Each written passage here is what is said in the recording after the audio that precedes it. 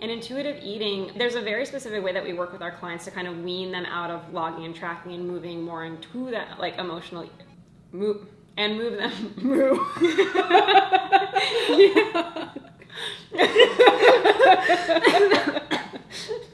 I'm swallowing wrong.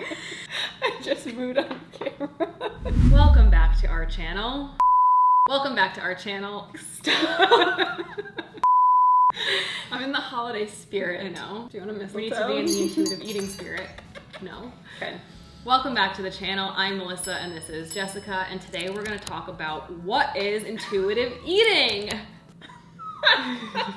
It's just not natural for you to be excited. To be a happy person. I know. Yeah, definitely not. In this video, we're going to talk about what is intuitive eating. Before we get into that, make sure you like this video, subscribe to our channel, hit the bell so you're notified whenever a new video goes live, and comment below if you want the chance to win $50. What is intuitive eating? I think that is like one of the biggest things that everyone's like, I want to intuitively eat. But a lot of times when we talk about intuitive eating, people don't even know like what does it mean to intuitively eat. It's kind of like, it's just kind of like everything in this day and age. If everyone's just like, oh, I want to do that. And I'm like, do you even know what it is? And they're like, yes, it's this. I'm like, no, it's not. Intuitive eating just falls into like, I want to intermittent fast. I want to do keto. I want to do this. Like, I want to intuitively eat. Well, you can't because you don't even know how to eat right in the first place. Intuitive eating is basically being able to like eat whatever you want while focusing on your body's like hunger and satiety cues without having to like weigh, log, track your food and account for that data, right? So it's a little bit different than having to follow like something that is a specific clear-cut calorie goal or meal plan or anything like that to hit like certain physique goals. For most of us, the end goal when we're coming out of a diet is to move into a more of like a lifestyle where we can intuitively eat. Problem is you can't just jump from having a shitty relationship with food straight into intuitive eating. That would be like a baby lying on its back and then all of a sudden getting up and sprinting, beating Usain Bolt. You would just be like, I mean, not even that, just like think of a baby like lying down and getting up and running. Like that's terrifying. At first you have to get like off your back and like you have to get onto your side and to your front, and then you kind of drag yourself around, and then you eventually get up to your knees, and then you start wobbling while we know what the progression looks. I just want you don't need that.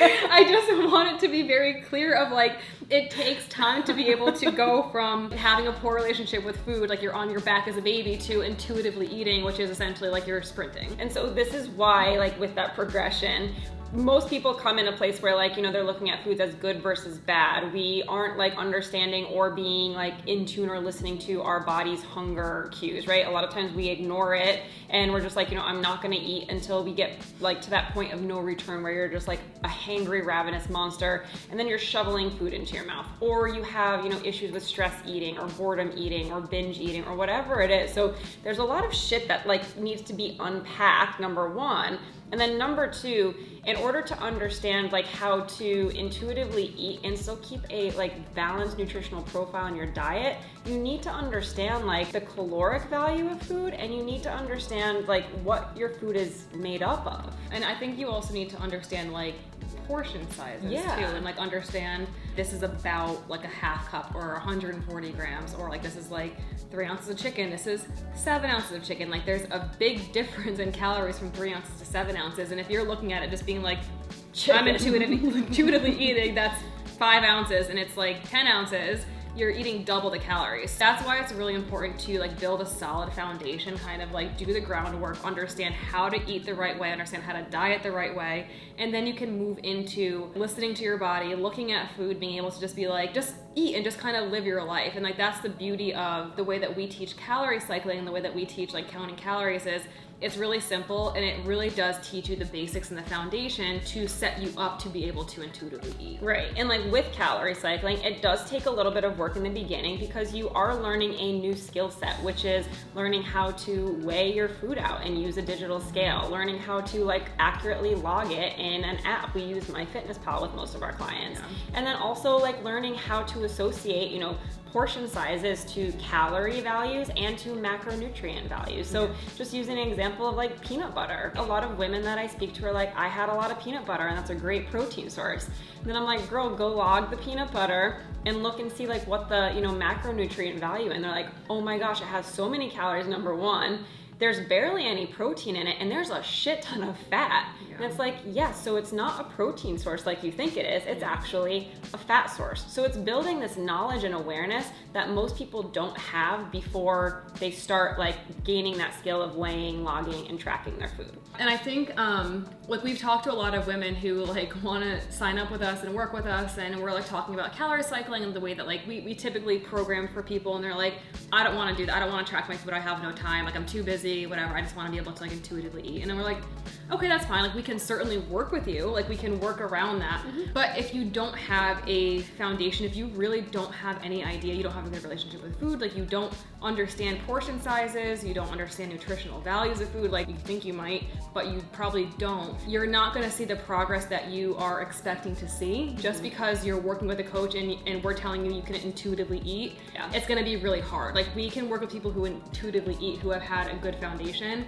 But if you don't have that foundation, it's really important for you to kind of go through that first phase and then work with us as we transition you to an intuitive eating diet. Yeah, and that's sometimes the hard thing, right? Because when people start like weighing, logging, tracking too, right, you start to develop like a sense of control. You kind of have guardrails in place for, you know, how many calories you're consuming, like what type of macronutrients you're consuming. So that's kind of like one end of the spectrum where you're saying like people don't want to track at all. Then sometimes when people do start tracking, they're like, wow, this gives me a sense of a lot of control and I know exactly like what I'm eating. That also can be like used and abused, right? Where people have no idea how to eat outside of logging and tracking, and they start to feel anxiety and guilt if they have untracked meals or if they can't account for everything that goes into MyFitnessPal. Right, and you even start to be like going out to dinner and like going to social events that almost causes you more stress than anything because you're like, oh my god, I can't track everything and like be perfect.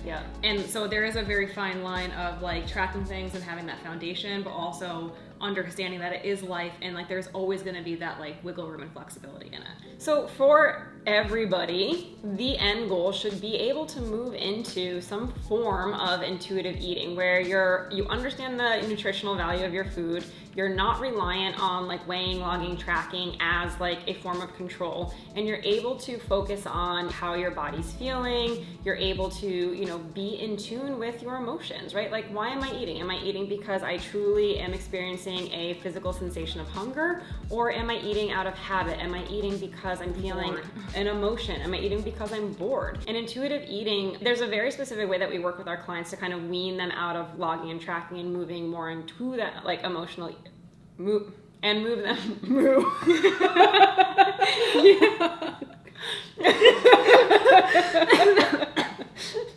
I'm swallowing wrong.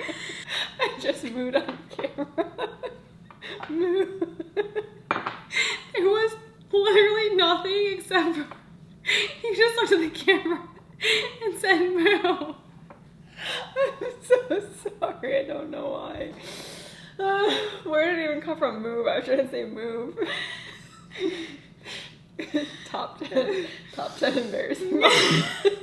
I think where you were going with this was, and you can say if I'm wrong, but I think where she's going is, it's not like all of a sudden you're just like tracking everything and then it's like we like rip MyFitnessPal from you and we're like, go ahead, you're on your own. It's like we'll start to do, like for my clients in the past, I've done, let's start with weekends. So like track like Monday through Friday, and then the weekends I want you to practice mindful eating, or like holidays, or when you're on vacation, like things like that where like you need to be more present in the moment. It's kind of like those are the best times to practice intuitive eating if you're at that point.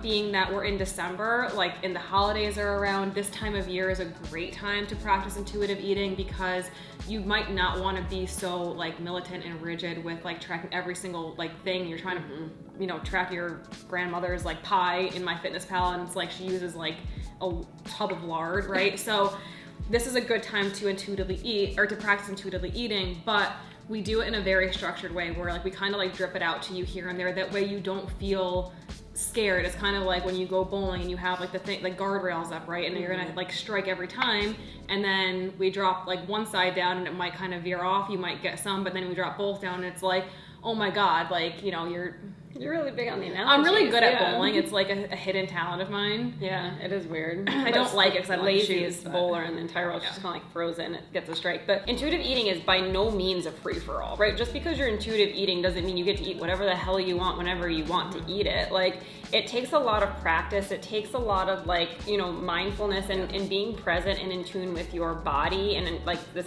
like hunger sensations, your emotional sensations, but then also like making good decisions around food, right? Just because we're saying intuitively eat doesn't mean that it's like, I'm feeling like I deserve a cookie, so I'm gonna eat a box of cookies. That's not intuitive eating.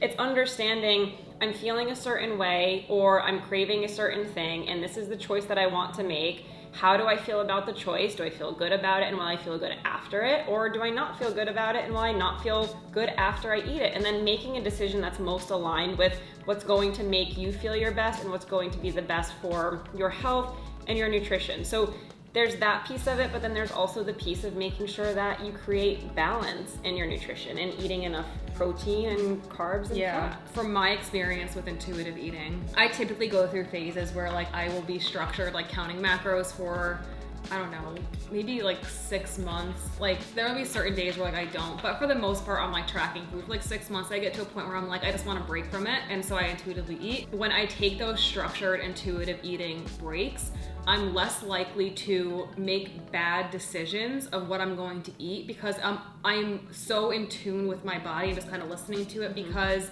it's almost like in the back of your mind, you're like, well, I don't want to like mess up. I'm not going to like eat like an asshole. I'm just going to eat food that feels good to eat. Maybe my protein won't be as high as it should be if I were tracking my food, but I still know about how much protein I should have like in the morning, in the middle of the day, and at night to kind of get me around to where I should be. At the end of the day, it's really just kind of like mostly listening to your body and making choices that aren't gonna make you feel like crap. Like Jess said, like intuitive eating, it's not a free pass. It's not a free pass to go and eat whatever you want, just kind of get it all in before you go back to tracking macros. It should be something that, to be honest with you, like everyone should aim to get to that point where you can intuitive eat for years if you want to. And then if there's ever a point in your life where you want to like tighten up or kind of like lock it down a little bit, then sure, you always have like calorie counting to go back to. But it is a skill that like everyone should be like aiming to learn and be able to practice that and kind of apply that to the rest of your life. Yeah, you're right. Like getting to that end goal is really important. And like we were saying, right? It's not that, you know, free pass to do whatever you want. Intuitively eating, I feel like people sometimes hear that and they're like, well, you know, I want everything. And so I'm just like intuitively going to listen to my emotions. I'm intuitively eating donuts. Yeah, and I'm going to eat whatever I want because that's what my emotions or my body's telling me that I want. That's not how it works. And so what we usually like to do is have, you know, our clients try to practice intuitive eating around like the holidays. Now is a really good time to practice it, but then also other things like you were saying, right? Vacations or date nights or dinners out or birthdays. Like anytime when you're not in a place where you're going to be able to accurately log and track everything, it's still being able to like, you know, test that skill of, am I going to, you know, be able to be mindful and make good choices that are aligned with my goals? And so now, like specifically around the holidays, there are a couple of things that you can be doing to practice intuitively eating. With that is, you know, making sure that you're still following the 80-20 rule, right? 80% of your food choices should be coming from wholesome, nutritious sources. 20% coming from more of like the fun, indulgent, you know, treats, things like that, yummy holiday foods. I think that's like a good point because I think that when people think of intuitive eating, they almost think it's like the same thing as clean eating. Yeah. That's not true at all. Intuitive eating means that you're able to eat what you want, but you should have that skill set and again that foundation to understand that even when you're intuitive eating, you can have like 20% of like the fun things. Like you can, you know, do 80% of the wholesome nutritious foods, but you should also incorporate the fun like snacks that you enjoy so that you don't feel like you're restricting that. Yeah, and that's why now is such a good time, like around the holidays is such a good time to start practicing that because there are more indulgent treats. But as you are, you know, practicing intuitively eating, you know, at different holiday events or at any point during the year, one thing to remember is to try to like stay present while you are eating too. That's going to help you practice that feeling of, you know, what feelings and what emotions am I going to associate to different types of foods, right? So thoroughly chew your food, like really focus on the textures, the flavors, things like that. And how does it make you feel? Is it, you know, something that is more satisfying from like a wholesome or, you know, nutritious standpoint? Is it something that kind of lights up that reward center where you're like, this is yummy and I'm really excited about eating it? And starting to connect like those feelings and understand that certain feelings are connected to different types of foods. During, you know, the holidays, again, like be present when you're making different food choices and understand how, you know, that's impacting your relationship with that food. And then lastly, you know, especially around the holidays, really understanding that you need to be mindful of, you know, stopping when you are full. It takes our body 20 minutes to tell our brains that we're actually full. Best thing that you can do when you're practicing intuitively eating around the holidays is to not like shovel all the food in, because like put your fork down. Yeah. Wow. And like in between bites, put your fork down. Like actually, like I'm saying, like do it. It's a skill. Put the fucking no, fork not down. like that. Like have a bite and like put the fork down. That way you're not sitting there like just trying to like get. Okay, well, like now who's... No, because like we've all been there, right? I mean, yeah. I'm just... I know what you're saying. The sound effects. The way you said it. I don't know if you've ever tried eating with putting your fork down in between bites. It is the most awkward thing to like take a bite and put your fork down and like chew it thoroughly. On a side note, did you know that you should chew food like 100 times before swallowing it? I actually tried it. It's don't disgusting. Do it. It's really gross. Yeah. I've heard like 20 to 50. Which no, sometimes, 100. I don't know where you heard 100, but that seems like very aggressive and just mush. 100. That's disgusting. I would say like try like challenge yourself to chew your food like 20 times, which is really difficult to do. Anyways, just what she's trying to say is put the fork down in between in between bites, so that you're not sitting there just trying, like you're not in the mindset of I need to get all this in right now. Actually be present with the food, like enjoy it, because honestly, when's the last time like you've actually been told to you can enjoy food? Like it's always like demonized as like you have to be on a diet. So enjoy the food, like look forward to it, be present with it, and it's gonna make it so much more enjoyable. Hopefully that helps you understand intuitive eating, and hopefully you understand that if you're not at a place where you have a foundation, you really shouldn't intuitively eat yet. You should really set that foundation first and then aim to get to that point in your diet journey.